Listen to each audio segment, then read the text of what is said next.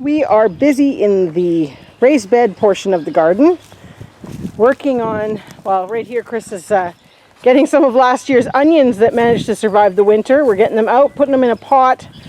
Don't want them taking up valuable real estate, and we'll get some seeds off these guys hopefully this year. They didn't all survive, so. No, they did not all survive, but what did, we're going to transplant, I guess you could say, and see what happens. But this bed here actually isn't too bad for needing much for amendments and additions. We're probably going to put a little bit more fill in this. It's actually looking really good. We've made some amendments over the winter here. We've put a bit of our ash in this one. As you can see, we've had quite the drop. Where's my finger? Quite the drop down here. Ideally, it'd be nice to get another couple inches in here because we know we're going to see the drop again. But last year was the first year for these beds, and we did them somewhat the Hickorycroft kind of style with the wood underneath. So everything's just kind of settled over the winter. Over here, really, really good example of that. You can see, I mean, when we started here, we were almost to the top of the feed bags that we put around the outside. That was kind of just an experiment. We didn't do it on all of them, but it was just to see if it helped, if it saved the bed, really, right, Chris? Yeah. Kind of protecting the wood, we'll see. I'm not sure it makes any difference. The bed looks pretty much the same as that one. So we've got quite the gap under that board there, so we've got to come up a good at least 6 inches in this one. I'm feeling that is required. The chickens did do a little bit of excavating as well in some of the corners, but it's nice because they really kind of tossed it around over the winter.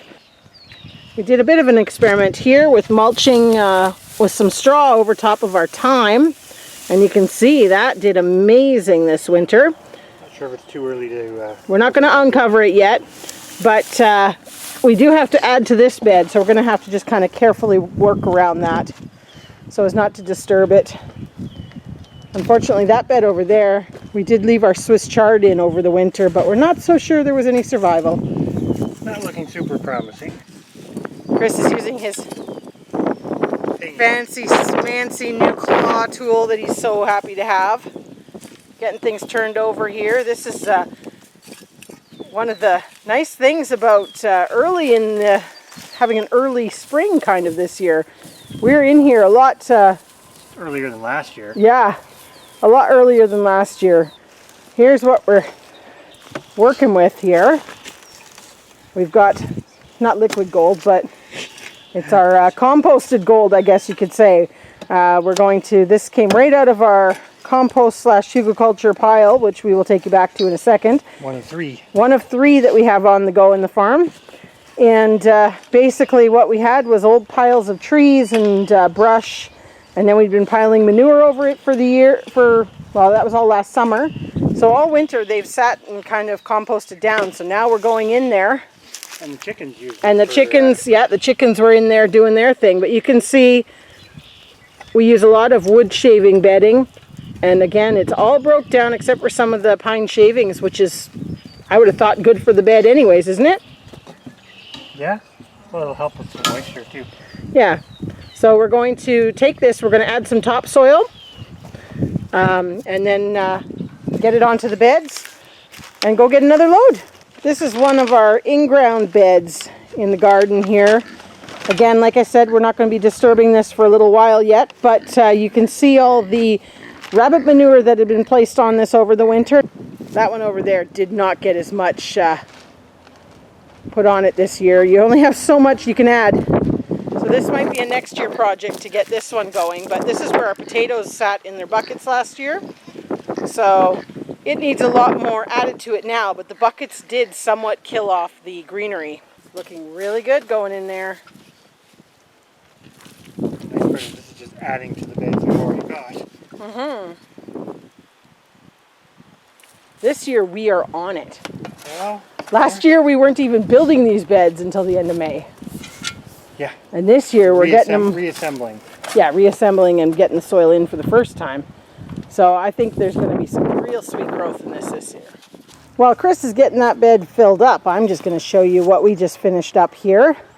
Again, this was kind of all scrap that we had around the place, which is awesome. But we've made ourselves a little 4 foot by 4 foot cold frame. See if I can lift it up here. And underneath, nice little bed all ready to go. So we're getting that warmed up for some lettuce and stuff to start. But just that clear corrugated plastic, and then 2x4s, and away we went. So this should help really get some starts. We have 4 of these realistically in the bed that we could cover the 4x4 squares that don't have any trellis or anything in the way. So we're thinking we might actually go and make the purchase of the materials to do the rest of these, because it would definitely be worthwhile and give us a nice little early start and also help in the fall. But very simple design. Maybe we'll come back to that with a little video when we get more stuff. So Chris is doing an awesome job here. What do you think, Chris? Well, that one's pretty much filled, I think, or topped up. We'll see what it does, because we won't be planting in this anytime in the near future, so we'll see how it does as far as settling. So that's what the finished product should look like in all of them. So we got a long way to go. But we're going to get there. Yeah. Anyways, let's go back and look at our pile of compost. And there's the girls now. They're working away in all the stuff that I've just been digging up. That's where chickens are very handy. There you can see kind of what we're working with. There was a lot of elm and maple underneath this. You can see still big pieces of wood. So I'm kind of just pulling it out around those for now. But it's broke down really, really nicely here on top. And that's what we're taking and mixing in with our soil. And then we'll start all over again. We still got lots of wood here to break down. Here's another closer look at our pile. We're not going to try to harvest all this. We're just stealing a little bit to fill the beds kind of thing. But you can see this has been here for a year. And it's been a mix of, obviously there's some wood that we put in the middle. You can see sticking out. It wasn't good enough to burn. It was already kind of too far gone. But it's been a mix of hay, shavings, which you can still see. Stephanie mentioned you can still see the shavings there a little bit, but really it's with the manure and everything else, it's broken down amazingly. And this is one of 2 beds that the chickens kind of have access to throughout the summer. And the other part that's really nice about this, they kind of aerate the top, and they find a lot of food in here. So eventually we will plant something in this, whether it's some kind of vegetable or a perennial or what have you, and we're going to probably have another year of dumping manure on it now. Well, I think we'll steal a little bit from this, and then we'll probably come back and add some more. But it just goes to show you how quickly these kind of beds can go to work for you. But also, as another use, if you do have chickens, this is a great way to feed them or supplement their feed, because they absolutely love it, as you can see over here. Where they've from all the areas that they've dug out here along the side. But on that note, we're going to go and get this load in and mixed in, and you can see it keeps the moisture pretty well. We actually went away for a day and came back to this, and the top's dried out, but underneath is still nice and moist. So since it is spring, we're actually going to use something that another channel that we really enjoy sent us. pH meter that we got from Good Gardening. A little secret, we've never ever tested our pH level. Yeah, we never have. So this will be interesting. We're going to see. So I got the instructions on the back. I think it's pretty simple though, but I'm going to get it opened up here and we'll just see. Okay, well, it should be pretty simple here, so we'll see. So this is testing a bed that we had not done anything to since last year. Mm-hmm. As you can see, we need to add some soil and such, but we're going to test it first. Not really appearing to do anything. Oh no, we're saying between 7 and 8. So we're high. If we want to be between 6 and 7. Correct? Yeah, it says about 60 seconds. Let's try another one. Still sort of seems to be about the same. We've tested kind of 3 beds here, and the soil that we brought from the agriculture pile. and just to sort of see. And it looks like most of them are kind of right around the 7, maybe a little below. This bed here was actually a little higher pH.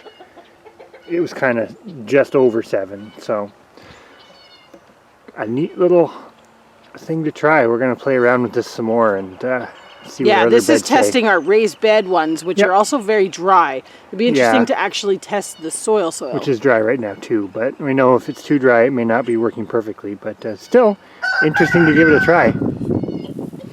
It's kind of interesting. We've been testing our pH with our new little fancy schmancy pH testometer. Thanks to Guten Gardening for that. So far we've just kind of tested our raised beds, and I'm kind of going around and just picking a few of them and testing them. But it's interesting, they're all slightly different, even though we have basically built them up the same way. We kind of have, we had one bed that was just at the 6, and then a lot of them are kind of right around 7, and then 1 or 2 are actually over 7. So that's kind of interesting that we're finding as we go around. Going to have to do a little bit of research on you know, what we should be, maybe see what our plants like as individual plants, because each little bed is a 4 foot by 4 foot section, so we could actually pick and choose plants that prefer one or the other and put them in. It'll be kind of interesting to figure out that information. So we're going around and again checking all these beds, and I'm at my cabbage bed. This is a cabbage that overwintered. Pure experiment here. We don't know if these will develop into anything. The one thing I did notice earlier today was we have new leaves coming inside these cabbages. So that's kind of exciting. It'll be interesting to see whether they just go to seed or whether we will actually get cabbage. So far we have, I think there's 15 plants here. That was the drumhead. Yes, drumhead cabbage. But interesting to note, and I need to go and check this information as to what cabbage likes. Our cabbage bed is right, get focus, right hugging that 7. And it's very dry. Although, no, this is only reading the pH. I wonder if I switch it to moisture. Let's try that. Oh, no, she's wet. Oh, where'd it go? So I just switched to the moisture level, and this bed is at an 8. Which is pretty sweet.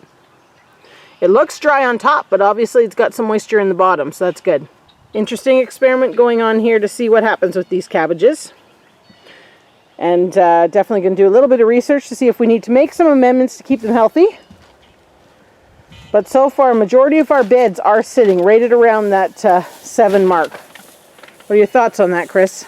I think if I remember correctly, and don't quote me on this, but cabbage likes a little more basic, so... It might be a little high for them. Well, 7's neutral, but I think we're doing pretty good. I was just going to mulch in between. I kind of held these up the other day just to give them a bit more dirt. So mulching in between them, because hopefully, I mean, they're starting to grow already, which is awesome for April. Yeah. And, we'll have to be careful and watch our weather, though, just in case we do get a turn. But this drumhead they're definitely hardy. Yes, they survived the winter, and we, as you can see right down there, there's some vapor barrier. All we had done was these little hoop things from the dollar store, and we threw a piece of vapor barrier over it. The intention was that we were hoping to have cabbage in the fall, and then it just got too cold too quick and nothing really happened, and we didn't get them moved to the greenhouse because we didn't get the greenhouse complete, which is slowly panning. Complete now. Right behind me here.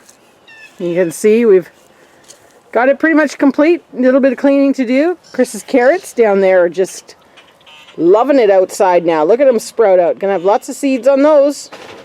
And I think you'll beat the Queen Anne's lace because they're really growing. They're starting to catch up pretty good. So. Yeah, that's the intention here, is to beat all the Queen Anne's lace so we don't get any cross-pollination. And we did, I don't know if you mentioned the red Russian kale. Oh, no, yes, we should. It doesn't look as fantastic, but it's still quite, like these have all survived. Yeah, we tried to overwinter these in order to, again, collect seeds this year because they're biannual. Definitely have a couple successes right here. These are going to do fine, I think. But I'm not going to hold my breath on these I've got to get some more soil and put it around it. No, those two are good. You think? These two are good because there's new growth there's some little growth this here. one's Let me see if I can. growth here. Right there. So. Okay. That one's got new growth. Basically, there was a few more in here, but I kind of felt around if the stem was still hard. Like this one's still hard too. I'm not going to bug it too much, but it's not. Left it for now to see what happens. So. But that one there did really well. I do need to put some more soil around them just to give them a. There's a little one right here too. Well, that'll probably be the one that produces the best seeds. The little guy? The little one. We've got another bed too, but we haven't really disturbed it yet to see what it's doing. We were afraid to uncover them too early. But. Yeah. On that note, Chris is doing all the work, so I better get involved with helping here. But we still have some more cleaning out. You can see our blue totes with our herbs behind. It's not bad for a early April garden. Well, and this is not our style. Usually we're so far behind. So things can change. Yep.